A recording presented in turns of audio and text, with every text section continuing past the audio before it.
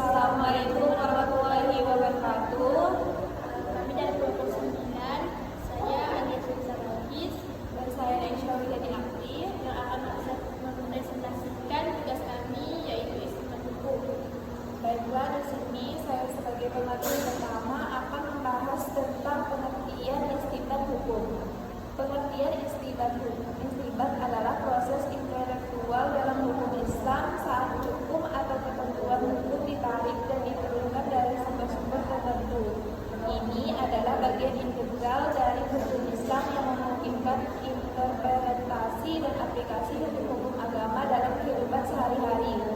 Istibat adalah penentuan hukum berdasarkan prinsip-prinsip hukum Islam yang ditemukan dalam sumber-sumber utama seperti Al-Quran dan hadis.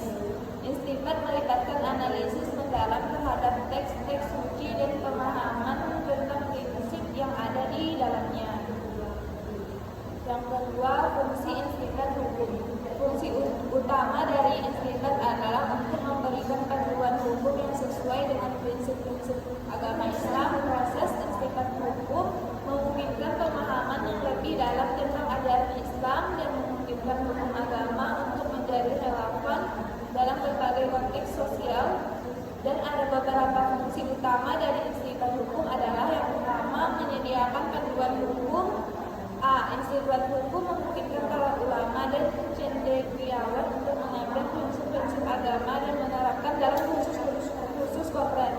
Ini membantu masyarakat muslim untuk menjalani kehidupan sehari-hari sesuai ajaran Islam.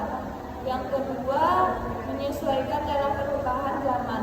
Konteks sosial dan budaya selalu berubah. Istibat memungkinkan penyusunan hukum Islam dengan menuntut zaman terus berkembang. Ini penting agar hukum agama tetap relevan dan bisa diaplikasikan dalam berbagai situasi.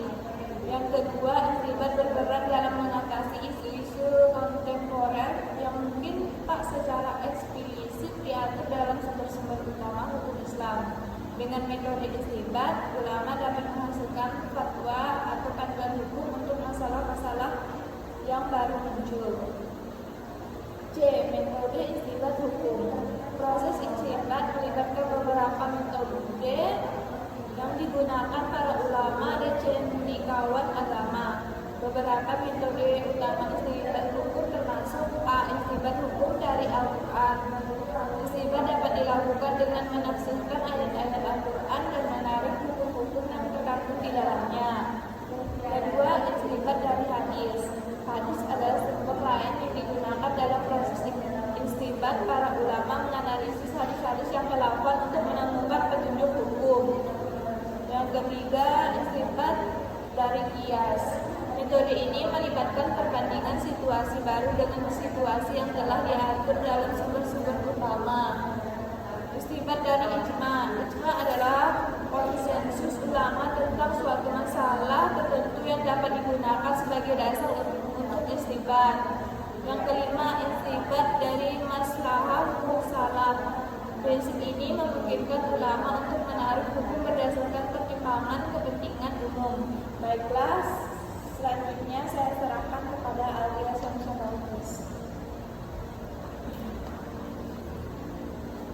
Baiklah, selanjutnya kita akan masuk kepada proses istimewa hukum.